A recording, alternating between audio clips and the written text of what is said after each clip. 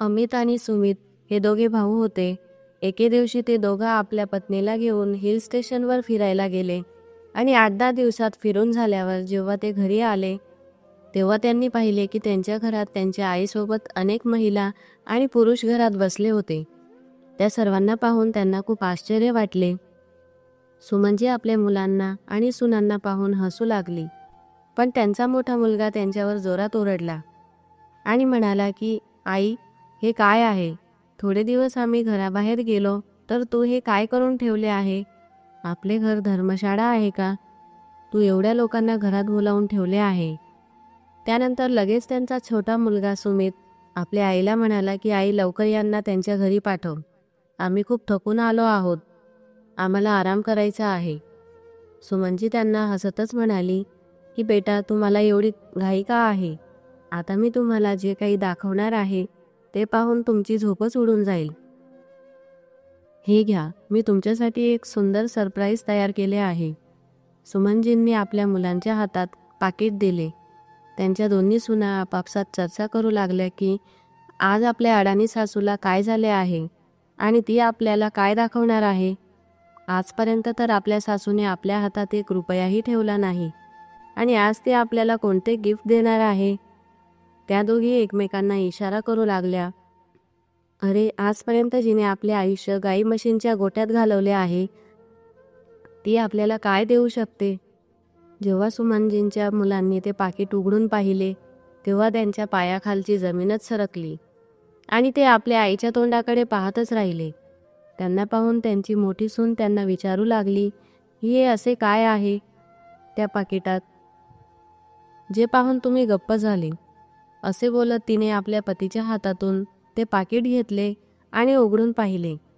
ते पाहताच तीही आश्चर्यचकित झाली. दोन्ही मुलं आणि सुना त्यांच्याकडे पाहतच राहिले आणि त्या हसतच त्यांना म्हणाल्या की कसे वाटले या अडाणी म्हातारीचे गिफ्ट. सुमनजींचे सासरे शेती करत होते. ते वारल्यानंतर त्यांनी आपली सर्व संपत्ती आपल्या मुलाच्या नावावर केली. त्यांची सासू तर आधीच वारली होती.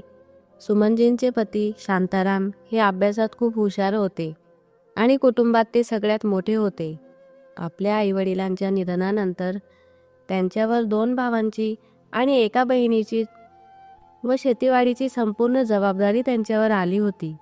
त्यामुळे ते पुढे शिक्षण घेऊ शकले नाही, पण त्यांनी त्यांच्या भावंडांना चांगले शिक्षण दिले. संपूर्ण घराची जबाबदारी त्या दोघं पती पत्नींवर आली होती. शांताराम हे घरात एकटे करता पुरुष होते आणि त्यांच्या पत्नीने त्यांना पूर्ण साथ दिली होती. त्यांनी त्यांच्या लहान भावंडांनाही कधी आपल्या आईवडिलांची आठवणही येऊ दिली नाही. आपल्या सर्व भावंडांचे लग्नही त्यांनीच केले. सुमनजींनीही एवढा मोठा परिवार खूप चांगल्या प्रकारे सांभाळला आणि आपल्या जबाबदाऱ्या पार पाडल्या. शेतीच्या कामातही त्यांनी आपल्या पतीला खूप मदत केली. सुमनजी जास्त शिकलेल्या नव्हत्या, पण दिसायला त्या खूप सुंदर होत्या. पण त्यांनी कधीही आपल्या सुंदरतेचाही गर्व केला नाही. त्यांनी आपल्या नंदेला आणि दिरांना आईसारखे प्रेम दिले आणि त्यासोबतच आपल्या मुलांचेही पालनपोषण त्यांनी चांगल्या प्रकारे केले. आणि आज त्यांची दोन्ही मुलं चांगल्या ठिकाणी कामाला आहेत. त्यांच्या मुलीलाही त्यांनी चांगले शिकवले आणि तिचे लग्न करून दिले. त्यानंतर 2 मुलांचेही लग्न त्यांनी करून दिले.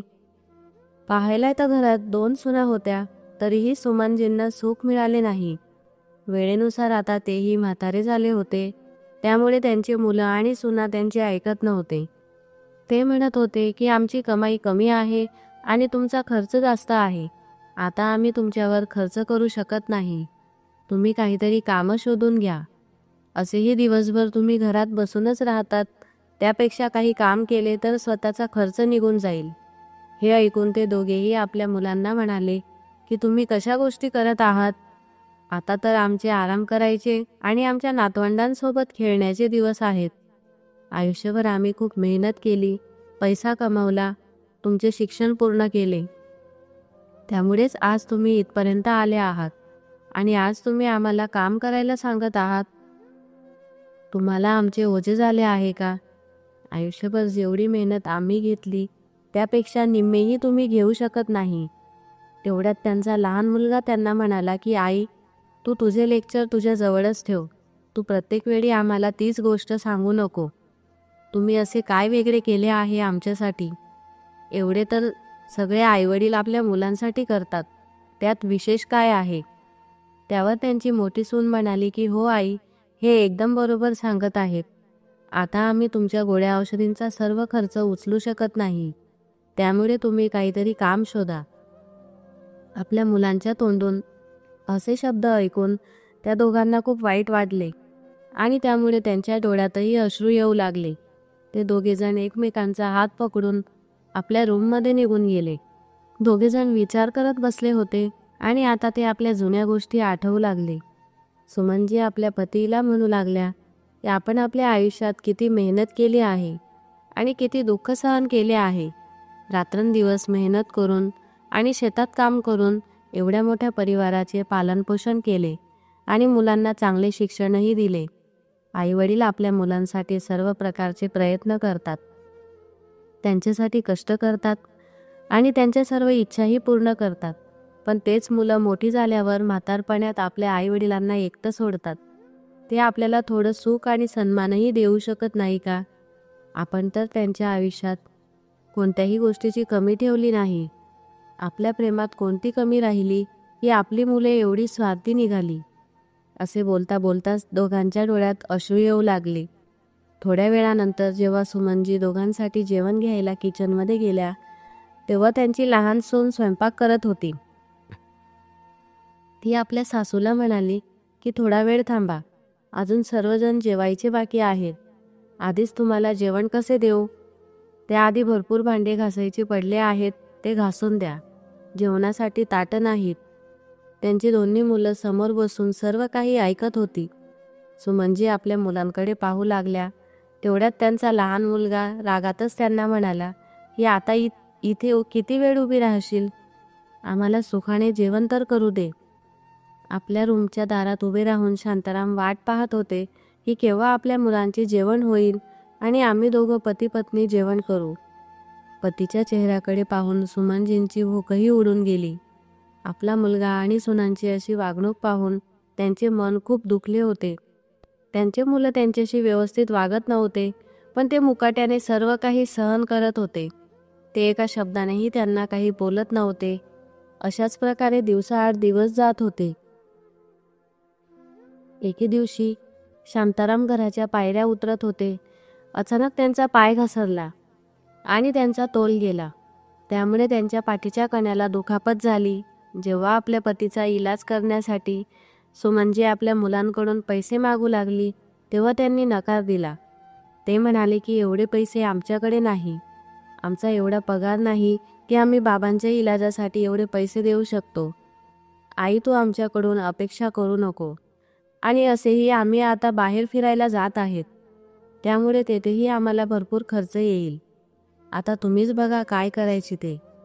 तेव्हा सुमनजी आपल्या मुलांना म्हणाली की आजारी वडिलांना सोडून फिरायला तुमचे मन लागेल का?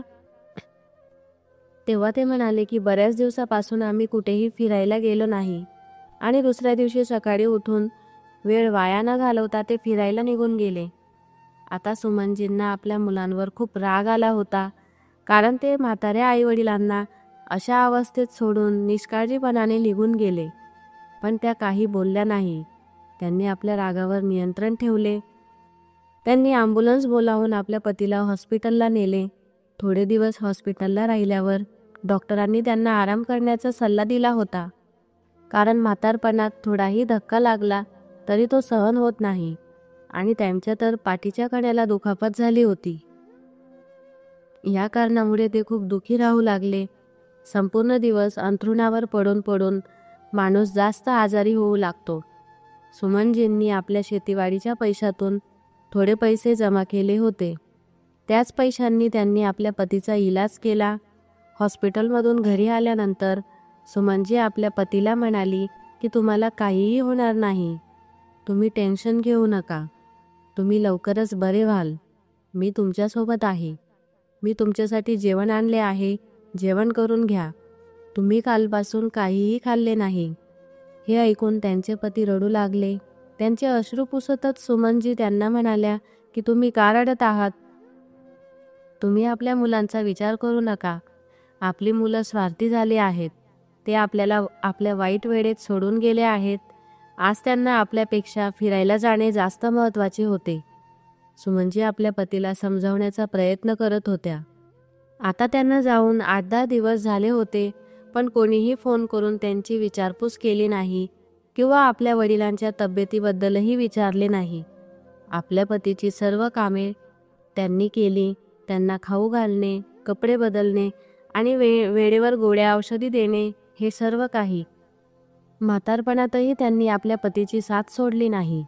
त्यांनी त्यांची खूप काळजी घेतली आणि त्याच वेळी त्यांनी आपल्या मुलांना आणि सुनांना चांगला धडा शिकवण्याचे ठरवले. हळूहळू आता शांतारामच्या तब्येतीत सुधारणा दिसू लागली. एके दिवशी त्यांना आपल्या मुलांचा फोन आला आणि ते म्हणाले की आई, आम्ही 2 दिवसात परत येत आहोत. आमचा रूम साफ करून ठेव. सुमनजी आपल्या मुलांना म्हणाले की ठीक आहे बेटा, मी करून ठेवेल. मीही तुमची कधीपासून वाटच पाहत आहे. आणि एवढे बोलून त्यांनी फोन ठेवून दिला. त्याच दिवशी आपल्या पतीशी बोलून सुमनजी थोडा सामान घेऊन तेथून निघून गेल्या. 2 दिवस त्या याच कामात व्यस्त होत्या. त्यांनी आपल्या घरात बेघर आणि म्हाताऱ्या माणसांना राहायला जागा दिली. ज्यांचे मुलं त्यांना ठेवत नाही किंवा सांभाळत नाही, अशा वृद्ध लोकांना त्यांनी आपल्या घरात आश्रय दिला. 2 दिवसानंतर जेव्हा त्यांची मुलं आपल्या पत्नीसोबत घरी आली आणि आपल्या घरात आल्यानंतर त्या लोकांना पाहिले, ते आश्चर्यचकित झाले आणि समोरच बसलेल्या सुमनजी आपल्या मुलांना पाहून हसू लागल्या. त्यांचा मोठा मुलगा रागातच त्यांना ओरडू लागला की आई, हे सर्व काय आहे? 2 दिवस आम्ही बाहेर गेलो तर तू घराला धर्मशाळा बनवून ठेवले आहे. तू एवढ्या लोकांना येथे का जमा केले आहे? त्यानंतर त्यांचा लहान मुलगाही रागाने त्यांना म्हणू लागला की आई, आता लवकरात लवकर या लोकांना घरातून बाहेर काढ. आम्ही खूप लांबून आलो आहोत आणि आम्ही खूप थकलो आहोत. आम्हाला आराम करायचा आहे. आम्हाला झोपही येत आहे. त्यावर त्यांची आई त्यांना म्हणाली की तुम्हाला एवढी काय घाई आहे? जे मी तुम्हाला दाखवणार आहे ते पाहून तुमची झोपच उडून जाईल. हे घ्या, मी तुमच्यासाठी छान गिफ्ट आणले आहे. त्यांनी आपल्या मुलांच्या हातात एक पाकिट दिले. ते पाहून त्यांच्या दोन्ही सुना विचार करू लागल्या की त्या पाकिटात काय असेल. त्यांनी कधीही असे गिफ्ट आपल्या मुलांना दिले नाही आणि आज काय दिले आहे असा त्या विचार करू लागल्या. सुमनजी त्यांच्याकडे पाहत होत्या. जेव्हा त्यांच्या मुलांनी ते पाकिट उघडले तेव्हा ते आश्चर्याने सुन्न झाले आणि आपल्या आईकडे पाहू लागले. त्यांच्या बायका विचार करू लागल्या की त्या पाकिटात असे काय आहे. जेव्हा त्यांनी ते पाकिट उघडून पाहिले तेव्हा त्याही आश्चर्यचकित झाल्या. सुमनजी आपल्या मुलांना म्हणाल्या की काय झाले, आवडले का तुम्हाला माझे गिफ्ट? त्यांचे वडीलही तेथेच बसले होते. त्यांची दोन्ही मुलं आपल्या वडिलांच्या जवळ गेली आणि म्हणू लागली की बाबा, आईने हे काय केले आहे? आईने हे सर्व काही केले आणि तुम्ही तिला काहीही बोलले नाही. तुम्ही या घराला वृद्धाश्रम बनवून दिले आणि संपूर्ण इस्टेटमधून आम्हाला बेदखल केले आहे. तुम्हाला आमचा जराही विचार आला नाही का? आता आमचे काय होईल? त्यांचे वडील त्यांना म्हणाले की बेटा, हे घर माझ्या आधी माझ्या पत्नीचे आहे आणि तिच्या प्रत्येक निर्णयाशी मी सहमत आहे. खरा धडा तर तुम्हाला आज शिकवला आहे तुमच्या अशिक्षित म्हाताऱ्या आईने. बेटा, आता तुमचे काय होईल हे आम्हाला माहीत नाही, पण आता या घरात फक्त निराधार लोक राहतील, ज्यांना आधाराची गरज आहे. स्वार्थी लोकांचे या घरात काहीही काम नाही आणि तुम्ही तर निराधारही नाहीत, कारण तुमची कमाई चांगली आहे. त्यामुळे या घरात तुमच्यासाठी जागा नाही. तुमच्या आईने तुमचा सर्व सामान एका कोपऱ्यात ठेवला आहे. तो घेऊन तुम्ही आता येथून जाऊ शकता. आपल्या वडिलांचे बोलणे ऐकून त्यांचे मुलं आणि सुना एकमेकांकडे पाहू लागले. ते आपल्या आईकडे माफी मागण्यासाठी जाऊ लागले. तेव्हा त्यांनी आपल्या आईच्या चेहऱ्यावर राग पाहिला आणि ते तेथेच थांबले. त्यांच्या आईकडून माफी मागण्याची हिंमत झाली नाही. दोन्ही मुलं गुपचूप आपला सामान उचलून घरातून निघून गेले. सुमनजींनी आपल्या घराला वृद्धाश्रम बनवले होते आणि ते तेथे निराधार लोकांना आश्रय देऊ लागले. त्यांनी आपली अर्धी जमीन अनाथ आश्रमाला दान केली. त्यावर एक मंदिर बांधले गेले आणि अर्धी जमीन विकून त्यांनी दुकाने खरेदी केली आणि ते दुकाने भाड्याने दिले. आता दुकानातून येणाऱ्या भाड्यानेच त्यांनी स्वतःचा आणि आश्रमातील लोकांचा खर्च उचलला. ते आता आपले जीवन एकमेकांसोबत आणि आश्रमातील लोकांसोबत आनंदाने जगत आहेत. जेव्हापासून सुमनजींनी पुन्हा आपल्या घराची जबाबदारी स्वीकारली, तेव्हापासून त्यांच्यात एक नवीन ऊर्जा आणि उत्साह निर्माण झाला. आणि दुसरीकडे त्यांचे मुलं, ज्यांना आपल्या नोकरीवर आणि पैशांवर गर्व होता, आता दिवसेंदिवस त्यांची परिस्थिती खराब होत चालली आहे. त्यांची आता वाईट अवस्था झाली आहे. ते आता मनातल्या मनात पश्चाताप करू लागले की आपण आपल्या आईवडिलांसोबत खूप चुकीचे केले आहे. जर आपण त्यांची जाणीव केली असती तर आपल्यावर ही वेळ आली नसती. म्हणून असे म्हटले जाते की आईवडिलांच्या पायात स्वर्ग असतो. त्यामुळे आपल्या आईवडिलांची इज्जत करा आणि त्यांची काळजी घ्या. त्यांना खुश ठेवण्याचा प्रयत्न करा आणि त्यांची सेवा करा. तर मित्रांनो, आजची कथा आपल्याला कशी वाटली हे कमेंट करून नक्की कळवा आणि आपल्या मित्रांसोबत शेअर करायला विसरू नका. चॅनलवर नवीन असाल तर चॅनलला सबस्क्राईब करायला आणि लाईक करायला विसरू नका. आपण पुन्हा भेटूया एका नवीन कथेसह. धन्यवाद.